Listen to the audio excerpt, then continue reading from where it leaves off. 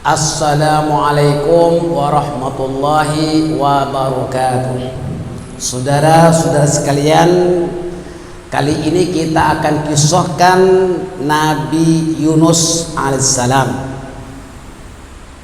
Nabi Yunus putra dari Matta. Beliau ditugaskan berdakwah kepada kaumnya di negeri Ninif. Tetapi dakwah beliau tidak dihiraukan oleh kaumnya sehingga beliau kesal dan merasa kecewa. Lalu beliau meninggalkan mereka. Kemudian Nabi Yunus alaihissalam ditelan oleh ikan nun. Ikan nun itu ikan paus, dan dalam perut itu beliau bertasbih, berdoa, berzikir kepada Allah Subhanahu wa taala.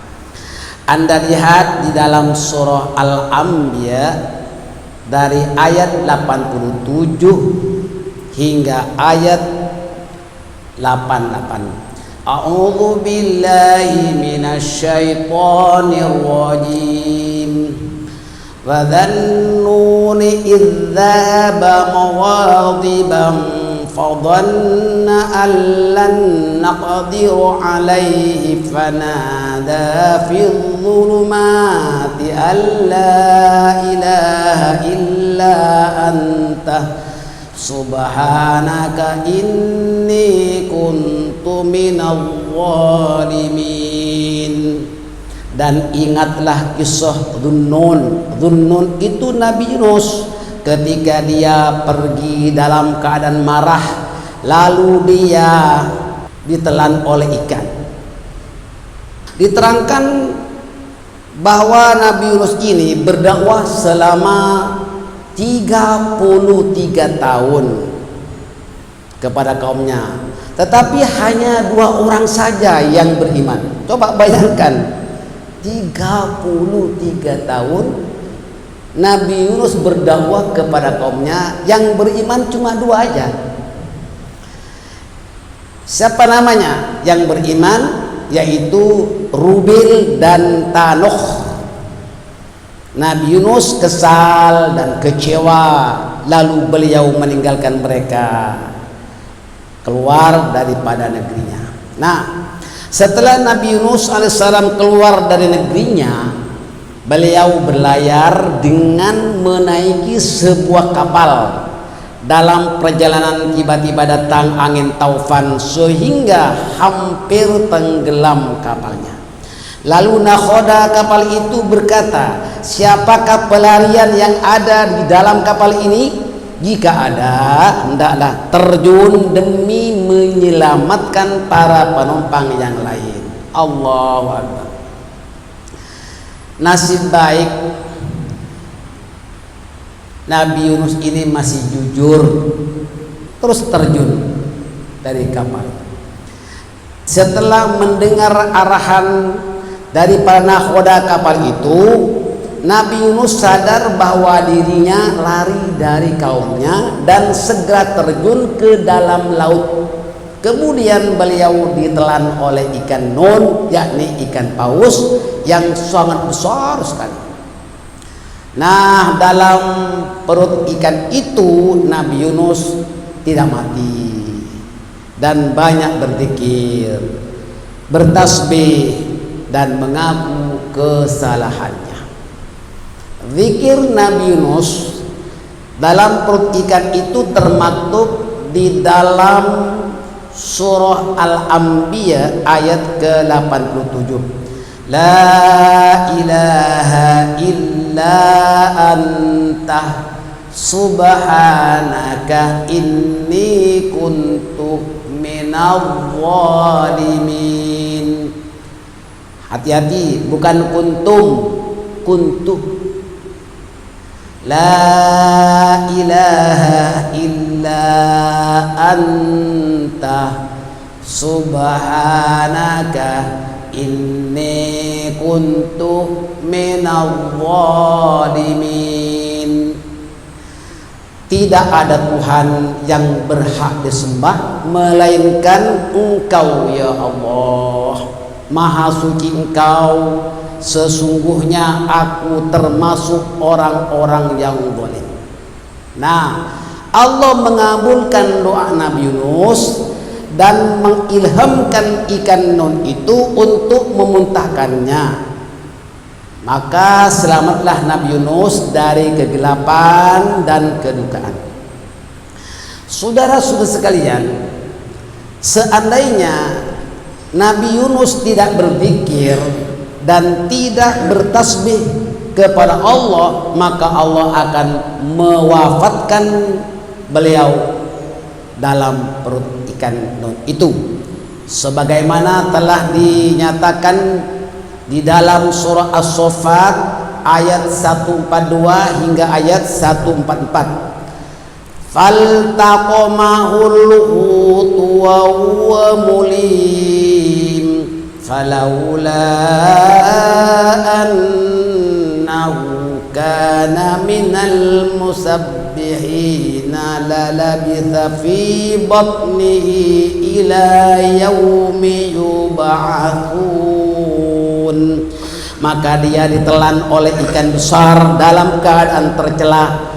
Jika sekiranya dia tidak termasuk orang-orang yang banyak bertasbih kepada Allah, niscaya dia akan tetap tinggal di perut ikan itu sampai hari dibangkitkan. Allah. Nasib baik Nabi Yunus walaupun berada dalam perut ikan dalam keadaan gelap, ya gelapnya perut ikan, gelapnya lautan, dan mungkin gelapnya malam, gelap. Tapi berkat berzikir, bertasbih dan mengaku kesilapannya, Allah Ta'ala terima. Apanya terima? Doanya. Fastajabna lahu wa najjaynahu minal gham wa kadzalika nunjil mu'minin. Maka kami telah memperkenankan doanya Nabi Yunus dan menyelamatkannya daripada kedukaan, dan demikianlah kami selamatkan orang-orang yang beriman. Surah Al-Anbiya ayat 88. Fastajabna lahu wa najjaynahu minal gham wa kadzalika nunjil mu'minin. Maka kami telah memperkenankan doanya, yakni doa Nabi Yunus, dan menyelamatkannya daripada kedukaan. Demikianlah kami selamatkan orang-orang yang beriman. Nah, maknanya ini bukan hanya untuk Nabi Yunus saja. Bahkan kalau kita lihat akhir ayat daripada surah Al-Anbiya, wa kadzalika nunjil mu'minin, dan demikianlah kami selamatkan orang-orang mukmin. Yalah, kalau ada kesusahan, baca doa seperti doa, zikir seperti zikir, tasbih seperti tasbih Nabi Yunus alaihissalam. Saudara-saudara sekalian, manusia yang baik apabila melakukan kesalahan segera mengaku kesalahannya dan mohon maaf. Itu orang yang terbaik. Nabi Yunus dilepaskan dari penderitaan berkat berzikir, bertasbih dan mengaku kesalahannya. Jadi ini merupakan iktibar kepada semua umat Nabi Muhammad SAW. Kalau dah nyata melakukan kesalahan, aku saja kesalahannya dan mohon maaf, membaca istighfar kepada Allah dan juga minta maaf kalau kesalahan itu salah kepada sesama manusia, diampuni dosanya oleh Allah. Kalau dosa kepada manusia tak cukup dengan memohon maaf kepada Allah, selain kita memperbanyak istighfar kepada Allah, juga minta maaf kepada orang yang bersangkutan, baru diterima oleh Allah. Akui kesalahannya.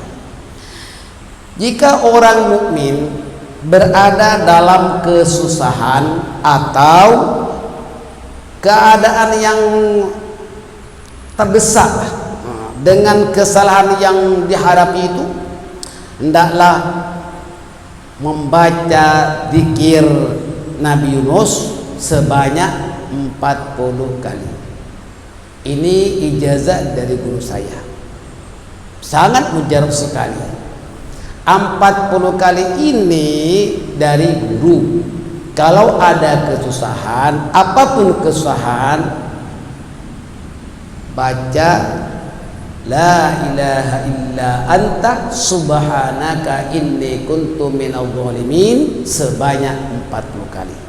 Ini setiap malam, bukan sekali saja, sehingga masalah itu dapat diatasi.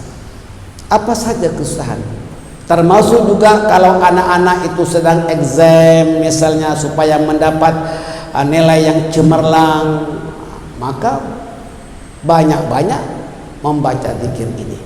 Insya Allah akan terbuka hatinya dan dapat menyelesaikan soalannya dengan sempurna. Insya Allah itu nyata sekali. Begitu juga kalau seseorang itu mau interview, maka baca doa ini, zikir Nabi Yunus ini sebanyak 40 kali waktu malam. Paginya dari rumah sampai ke tempat office itu, jangan dikira berapa, insya Allah dia akan berjaya, terpilih menjadi pekerja yang baik. Nah, apa saja kesusahan, kalau lebih berat itu, umpama ada orang itu susah secara tiba-tiba, mendesak sekali, baca, tak boleh baca 40, tentu baca sampai 100 kali. Insya Allah Allah Ta'ala akan keluarkan daripada kesusahan dan segala kesulitan.